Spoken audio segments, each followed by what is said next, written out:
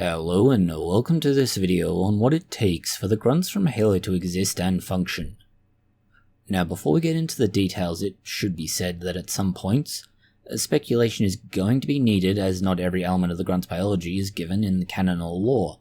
Despite this, there is enough to make an informed but very speculative hypothesis about it, and if they should be possible. The small, sometimes angry, but often embarrassingly cowardly beings called grunts are properly called the Ungoi, but the proper name is too much hassle. Despite being an embarrassment to the Covenant's military, they breed voraciously and therefore the Covenant uses them in Soviet-style tactics. This disposability is somewhat mitigated by the elites or Sangheli's degree of respect for the small but tenacious grunt in certain conflicts. From an external appearance, the grunt is closer to an arthropod or a creature with an exoskeleton like crustaceans. However, they are not arthropods. This is because their circulatory system is closed, not unlike an arthropod, but it's distinct, and this is important. This means that they are definitely a vertebrate, as not only do the other parts of their body definitely not have an exoskeleton, but there are other issues there again. Their genome also has signs of both amphibian and primate ancestry. So now we have three completely different kinds of life that could have given rise to them. Like a primate, they walk bipedally, that is on two legs. However, they have oversized forearms, and when they are traveling otherwise, they may use all four limbs. Parts of their body are armored with a hard exoskeleton. That is mostly their forearms and their lower limbs. On average, they're about 4 to 5 feet tall, which is between 1.2 and 1.5 meters in civilized numbers. They are, weak, to be none too delicate about it, compared to other species, particularly against humans and the Sangheli. The Ungoi also have a flat, three-toed feet, which have a fourth toe on the back. While the grunt will walk in a bipedal manner, and particularly when carrying a firearm or weapon for patrolling, they will also travel on all four limbs, using their arms as a foreleg. The eyesight of them is average. They seem to have a strong sense of smell, and can be seen trying to smell the air to detect traces of other foreign elements, things they want to eat, things they want to smell, things they otherwise can't see directly. They also appear to have a olfactory membrane in their mask, although there are questions about what this does versus their actual anatomy and physiology. The nature of their upper limbs also allows them to travel through rough terrain quite easily. As far as their body goes, they're protected from the native predators of their home world with a rigid exoskeleton, and this has barbs that help to protect them further. They're also said to have a very, very strong and fast reflex in their fingers, and this lets them shoot the plasma pistols at the same rate that a Sangheli or elite can shoot a plasma rifle. Understand, one of these is meant to be just about automatic, the other one is not. The other strange thing about the grunts is that they have a thick bioluminescent blue blood. This is attributed to methane-based proteins in their blood, but the issue here is how this works for respiration. It is possible that it is like Earth's horseshoe crabs due to the copper content, but if this is the case and they have a hemacycanin content in their blood, it's not going to work out quite the way that the lore puts it. The insides of their body are also yellowish green, with the viscera a rather disgusting colour. The grunt requires an atmosphere to breathe, but they're also able to survive in the vacuum of space, without having to have any kind of suit. However, if they are in an environment with an atmosphere, they need a sealed face mask, and this is also going to protect their face, but particularly their nasal cavity. What they breathe is also unusual. Human reports of the grunt have described them as having a distinct smell of vomit or manure. In terms of the established and law-based neurology and similar, the grunt has a very well-developed sensory motor cortex and integration. This allows them to better function and be able to integrate knowledge. This is partly attributed to an unburdened neural pathway as it's described, compared to other species, they're able to process information more effectively, and why they're often given the role of monitoring space for traces of human communication and understanding of multiple human languages. As far as reproduction goes, they breed prodigiously. They have large egg clusters and a very short childhood period. It can be anywhere between 3 and 5 years. This is also further to their larval period, although larval is strange given they come from eggs. Given that there are many young in each clutch, and there could be as much as 12 grunts per each clutch, and that they develop relatively quickly, this is one reason why they are used as cannon fodder by the Covenant. There's also the interesting phenomena that the grunt can live for a very long time. The oldest known example is 121 years old. With this information, and in order for us to make sense of the grunt, we should start from the outside gross anatomy and work our way in. Going further into the functional anatomy after this, and then finally some of the physiology. Hopefully with this somewhat more systematic approach, we can better explain if and or how the grunt might exist. Having been given the broad anatomy and some of the physiology of the grunt, it's not enough to explain what's happening or why though, especially given that this is all based on the law. First, let's start with the grunt anatomy, as this is a slight problem. They are somewhere between a vertebrate and an arthropod. A vertebrate has a bony spine and spinal cord, while other parts of the body have an exoskeleton. This is a conflicting set of systems. The visual guides and official images show that only the forearms and lower legs and feet seem to be covered by this exoskeleton. This means the thorax, upper arms, thigh, neck, and head need to have a skeleton to support functionality. Without this, you wouldn't be able to get any movement for those parts of the body, which means they couldn't lift their arms, couldn't move their head, couldn't do a lot of other actions, and obviously they do so. However, knowing that they must have this skeleton, and that they have an exoskeleton, we're not exactly able to explain some of the anatomical features, specifically looking at the articulated and multi-jointed fingers, well, the finger-like structures anyway. The fingers appear to function like the human hand in that there are multiple joints, but the top side has a hard outer exoskeleton while the underside has a softer, fleshy appearance. These two elements are supported by the time to shoot of grunts, this being apparently almost, if not on par, with elites. If it's just to close their fingers, or to contract, then the exoskeleton is not needed, and it provides an advantage, but it is definitely not an adaptation with obvious reasons behind it. The fact that the grunts had already existed as a tier 6 civilization and destroyed themselves may be why this is so. It is possible that there was a selective pressure in previous periods, that is previous civilizations, that caused them to develop more dexterous fingers and hands while retaining the armored outside. The same problem would also exist with their feet, but this might also provide some insight to the hands. They have a clear hard exoskeleton, but also what appears to be toenails. If the hand and the exoskeleton on them is an adaptation of the nail, then it makes sense to only see the exoskeleton on one side. It would, in a manner of speaking, be like seeing the human fingernail growing further backwards to cover their fingers. But of course you'd have fingernails at each joint, rather than only at the ends of each digit. The feet similarly are articulated opposable toes, but a massive carapace-like exoskeleton over most of the limb. The question is, how do they grow as quickly as claimed, and especially with this exoskeleton? Most species in this situation molt or shed their shell once a year or so. This would mean that a grunt would need to not only grow a new exoskeleton on their arms and legs every year, but shed it. The species that shed have a predilection to losing limbs, such as claws, when this happens. It is unlikely the grunt is any different, so they must have something or some way to compensate. This same behaviour would also leave them vulnerable for a time afterwards, as their armoured body is, well, no longer armoured, while the new exoskeleton grows in. This would have a rather obvious impact on their combat effectiveness, even if they are considered disposable meat shields by the higher Covenant hierarchy. Moving on to the more functional aspects of anatomy, we have the, first of all, sense of smell, and therefore nose.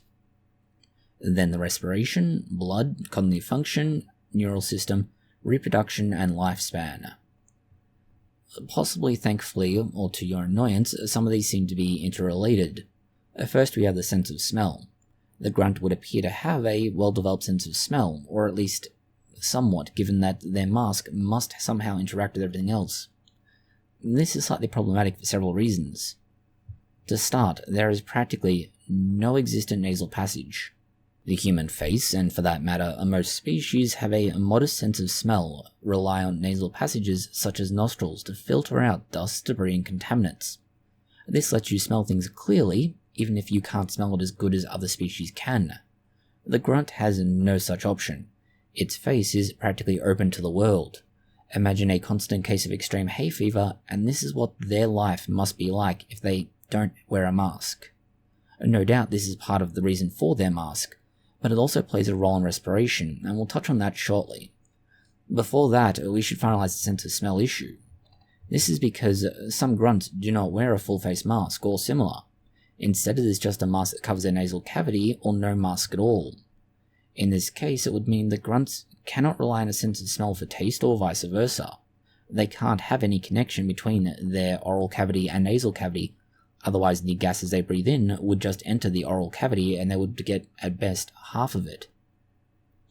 It also means that the movement of air, if it does bypass the oral cavity, would prevent them from speaking, but they speak. So, since they speak and there is speech, it must be driven by air that enters their lungs or similar organ and then comes out again.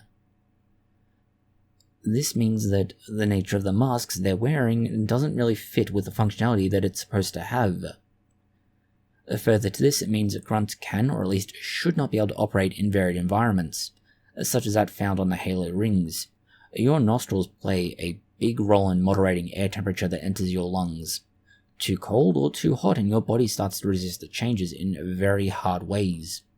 If they don't have any kind of protection in the form of a nasal cavity, that's going to mean that their body starts to throw a fuss really quickly and really hard, which is going to combat their combat effectiveness. Not only that, but we say that there's a similar organ as the human lungs because, well, the organ has evolved to facilitate gas exchange. And that's exactly what the human lung does, and just that all species on Earth have lungs or lung-similar organs, whether it is the gills or something else. In this case, the human lungs were specifically evolved to deal with oxygen and carbon dioxide. The grunt breathes methane. And this is a problem beyond just being a byproduct of cows farting. Methane is quite reactive, and not in good ways. It is a oxidative chemical, combusts, and is a weak acid. There are also issues in the basic Krebs cycle of how the human body generates energy, and likely the same, or if not a similar phenomena occurs inside the grunt. And there's also issues around the ability of methane to pass through any kind of membrane that is involved in gas exchange. Starting with reactivity, methane is hard to control as a reagent. That is, once it starts to react, it just keeps on reacting. And not just reacting with the intended reagents, but also with the products that are generated, and furthermore anything else that might be created. It's like throwing a firework into a box of other fireworks. The results are hard to contain and control. Yet for some reason, the grunts breathe this as though it were oxygen for humans. There is also the problem of combustion, as is hilariously shown when the methane tank is shot. Given that the grunt uses plasma-based weapons and is breathing air, or at least partial air, with methane added, that is like adding oxygen to the air used when welding. It works when contained, but when not contained you get violent results. This is why the gas mask would need to not only add small amounts of methane, and that it would only do so once the lungs or similar have used most of it, if not all methane. If it was breathed out into the environment, as seems to be necessary for speech during a firefight, the grunt would not only have trouble from a well-aimed shot, but itself as a mobile fuel bomb. When they shoot plasma weapons, it would basically trigger the methane and explode. Then we have concerns over it being a weak acid. If the methane is intended to replace oxygen, and it appears to then also cause a change in the molecules that carry it, the change causes a minor shift in the proteins or interacts with other molecules. When this happens, the molecules that are carrying it no longer behave the same way. Either it will hold more tightly to the methane or less tightly. but also the same thing would happen with oxygen or most other elements that would generally be expected to have the same sort of functionality. If it holds more tightly, then no methane or equivalent is delivered to tissues.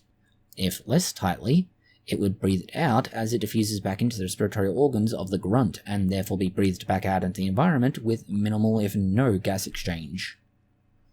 There's also issues around, the sheer size of methane versus something like oxygen. The simple reality is that oxygen more readily passes through membranes because it is relatively small and there is a great deal more pressure inside the respiratory system. Getting the right level of methane to do the same thing, although possible with the use of the gas tanks, doesn't really make much sense. This also leads us to the issue of the grunt's blood. It is blue, bright blue, horseshoe crab blue. This is both good and bad. Good in that it gives us a possible avenue to explain what's happening, but bad that the explanation is, bad. More so with methane in mind. Unlike humans and many other animals, horseshoe crabs have blue blood. This is because rather than hemoglobin, they have hemacycanin. This is based on copper rather than iron. The copper is what gives it a blue coloration. When you have hemacycanin, and importantly the copper in conjunction with methane, you get a number of problems being generated. At a minimum, it will generate methanol and continue to do so. Methanol is not good for the health of anything. Even if all else is equal and no issues exist, you cannot deny basic chemistry in this respect, and the methanol will draw out water and cause dehydration issues with cell function. This will continue to happen, and you will inevitably lead to brain damage. This is just what happens with methanol and, for that matter, any alcohol. Shifting to the other extreme, you can also get carbon monoxide and formates being generated. Formates are an alkali chemical. It is generated when trying to use cyanide hemoglobin and methane to create ATP. This sounds great until you realize that you are breaking down the molecule meant to carry oxygen around in the body if you're trying to generate ATP using something like the Krebs cycle. The yield from doing this, using cyanide and breaking it down, would be far less than the energy required to make it in the first place, which means there is a constant net loss of energy. Strangely though, the pH matter does provide some help to the cyanide, or more accurately the cyanide hemoglobin. It's the ability to shift oxygen, as a small change in pH would cause the grunt to more actively release any oxygen that is attached to it, but this is based only on its role as a catalyst. So, unless we're using it as some sort of way of generating power, more accurately ATP for the grunt, it doesn't help as much as would be hoped. The other issue here is that, the copper used in this will bind more readily to oxygen, and because it more readily binds to oxygen versus something like methane, there are concerns there. The reason we know it would bind more readily to oxygen is the coloration, although we generally only see it once it's been spilt out into the world, and, at that point in time, we're not looking at a living example, let's say. But even in the vacuum of space, the same thing seems to occur. The blood turns blue. That would indicate that the copper is reacting with oxygen and going from a colorless color, although that's used incorrectly, to blue. And this owes to the chemistry of how cyanide hemoglobin works. The fact that blood is blue in the vacuum of space is either going to be an immersion-breaking engine limitation, or something we just can't explain. There's also the fact that it's luminescence, and this does raise some more issues. Both the relationship blood pH and function. As a very broad rule with chemicals which emit luminescence in their range of function, this luminescence is dictated by the conformation of the chemical, that is, its shape and structure. pH will change that conformation. Therefore, if the blood and pH changes, as it will with methane, and it will, the exposure to air would not really change this, so we have problems with it not really working the way it should in the first place, and then putting it in a different environment, we still see no change. So there must be something in the blood other than hemacycanin. Then we have the bizarre thing that the grunts smell of vomit or manure, and, at least the manure part of it we can explain away using the methane. After all, it's quite literally one thing generated from shit. The smell of vomit is slightly more complicated, but it might explain some of what's going on with the longevity of grunts, and we'll touch on that during the longevity or lifespan of the grunt. The other thing here is the cognitive function and neurology. Now, this is a bit more weird, as it is described that the grunt can or does develop a sensory motor integration, and relatively rapidly. They also possess unburdened neural pathways which allow them to absorb knowledge more freely, or at least significantly more so compared to other covenant species. In part, this does seem like a far more awkward and verbose way of saying the neurons are all myelinated. However, that would only explain the speed of response and be a very resource-intensive commitment by the grunt's body, which would raise questions about the evolutionary adaptations that have led to it.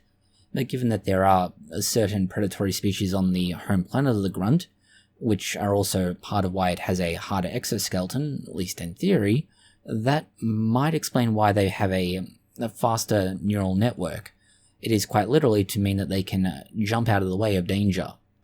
As for the integration, this would at first read as they have more multipolar neurons, but humans are much the same. In order for this to work, they would need not just more multipolar neurons, but arguably a greater capacity to integrate information than the multipolar neuron allows. The brain function might also be why the grunts have a surprising penchant for recreational drug use. In fact, this is added directly to their air tanks full of methane. The greater, let's say, neural network connectivity, and depending on what part of the brain, if it is at least somewhat similar to the human brain, might explain why they have a greater desire and, to a certain extent, a pleasure derived from drug use versus the regular human. Going from drugs and similar to reproduction, the grunt undergoes some strange behaviours regarding reproduction, further than what curiosities have already been mentioned. Like some other invertebrates and amphibians, they not only lay eggs, but in a clutch. That is, large numbers of eggs. As it is only up to a dozen or so, they can breed quickly, given that one pair can produce 12 more offspring, and although it doesn't specify how frequently, it would stand to reason that it's going to be often enough that they quickly outcompete other species. This is something that happened in high charity. The issues with this are that if, like other species, do the same, will temperature and weather affect the species as much? Turtles, for instance, will have the sex determined by ambient temperatures. Too hot and all males. Too cold and you get females. Too much further in either direction and you have no turtles at all. Is the same thing going to occur with the clutches of eggs? There's also questions about how the eggs are fertilized. For instance, frogs may simply ejaculate over the eggs. Turtles engage in the somewhat more human-style conventional reproduction. Other egg-laying species have different practices again, and this then has questions about not only how often eggs are laid, how the eggs are laid, where they're laid, and so on, which all raise questions about the reproduction process of the grunt itself. A point that is important since the grunts not only value breeding, but partner selection more than others to an extent. Given that they value their partner selection so much, the fact that we know so little about their reproduction is not exactly helpful.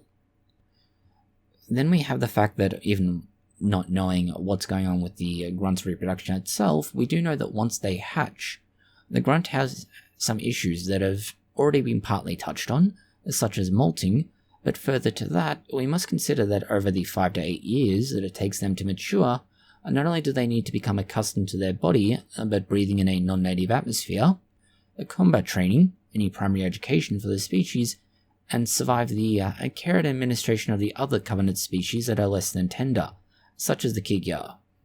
While it is true that humans can raise child soldiers, they're not the norm, and they're not the norm for a very good reason. They have limited capacity. It is unlikely you'll be able to take a child in that situation, rehabilitate them, and put them into a role where they work in any kind of capacity in less than a few years, whereas the grunt appears to be able to do just this. It's also established in the law that they've struggled to find sufficient food on their own homeworld, and gentricide was common. There are also issues with the weather causing a large number of deaths in the young. the figures only now being considered improved at a rate of 50% mortality.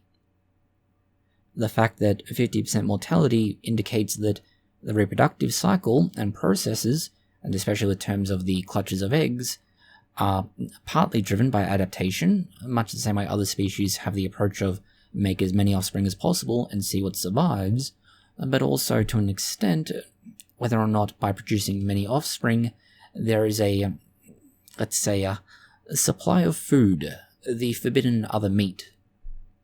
If, and this is a very big if, the grunt survives its childhood period, we now need to talk about lifespan. And knowing that we've touched on the reproductive cycle, the growth, and to a degree the training of the grunt, we can explore its eventual, but depending on whether or not it encounters the Master Chief, a certain demise.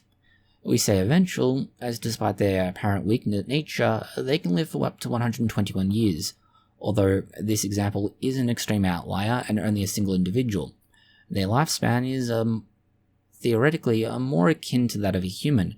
We don't know if this is an average due to war or represents the actual average under normal conditions. In order to live as long as they do, it could be similar to other exoskeleton species of Earth, like the lobster. The challenge with this hypothesis is that they live so long not because of any special ability about the species, but the environment they live in. In the case of lobsters, they live in dark places where their metabolism is slowed down to a degree otherwise not seen. The darkness is also supported by the extreme cold. Grunts rather obviously do not live in the deep dark ocean, nor are they like the naked mole rat that also reproduces prolifically and lives a long time. What it could be, and this is far more speculative, is related to the smell of vomit that's attached to them. That could be a result of butyric esters. Now, butyric esters, when used in cell culture, slow down the production of cells. If it is the case that the grunt has butyric esters produced increasingly over their lifespan, starting with a almost non-existent level during the early infancy and childhood, and then increases once they hit a certain age, it is possible to explain why they not only don't molt as frequently, since they're not growing, but also why they live as long as they do.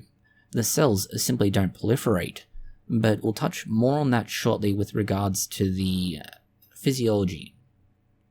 But it does bring us to the physiology of the grunt, although noting that this does involve far more speculation, even more so than just about the aging issue. We can start with aging, as the grunt will live a long time, and we've already touched on part of this. One reason why they might live a long time, beyond the butyric esters, is the enzyme called telomerase. Telomerase is what keeps telomeres going. Assuming that the DNA of the grunt is at least largely similar in its nature to the human DNA strand, that is, 2 strands, made up of 4 nucleotides in matching pairs, you can see ways for this to work. That is, by using telomerase to keep the ends of the DNA strand intact, they can maintain their DNA practically indefinitely. The issue is that with most species, telomerase levels go down over time. But with lobsters, as an example, they have a somewhat more elevated level, and as a result, they tend to see aging less significantly throughout their lifetime. Because the levels are higher and they last for longer, their DNA remains intact for much longer than it would in a human. Interestingly, we do also have a relationship to amphibians, invertebrates, and primates in the grunt, and it could explain, maybe, some of the aging anomalies. If they are like other crustaceans, such as lobsters which live for 100 or more years, you could have an explanation, but unlike the grunt, the lobster continues to grow the entire time. It seems the grunt stops at about 8 years, so this comes back to that butyric ester possibility. There is another, however, and it's given the established law of the forerunners. It is not impossible that the grunt is a product of their meddling, something similar to the orcs and old ones of Warhammer. By combining the traits of an amphibian, primate, and some sort of exoskeleton trait holding creature, they could have been trying to create a hard, fast-breeding but combat-effective meat shield to hold off the flood, and possibly humans. The other option to this in law and inward explanation is far less interesting, that they may be carrying some common genes from a common ancestor. These would be highly conserved genes that are common even in our reality, where they provide essential functions for life across multiple species. Because they're so essential, any mutation to them generally leads to death. So species that have different versions or don't have them at all and instead of something else are rare, because it takes a great deal of luck and many mutations that fail before one eventually succeeds. Without more information than what information we do have, it does not seem forthcoming from the various studios responsible for Halo at present. We can really only speculate about some of the Grunt's anatomy and physiology. Other things we can much better describe and explain, but even that carries a great deal of speculative reasoning. And we are really only being able to compare it to what we know from Earth, and, well, the environment for the Grunt is certainly not Earth-like in its own world. And also, it's an alien. It's hard to tell what an alien is doing exactly. But if we are to apply what humans know of biology at the moment, along with chemistry, there is reason to think that at least a modest amount of what's been said would be accurate and reliable. But hopefully others have much better ideas about what it is that makes the Grunt work the way it does. Thank you for watching this video. If you found it interesting, consider liking, sharing, and subscribing. Please post any comments, questions, or suggestions you have below.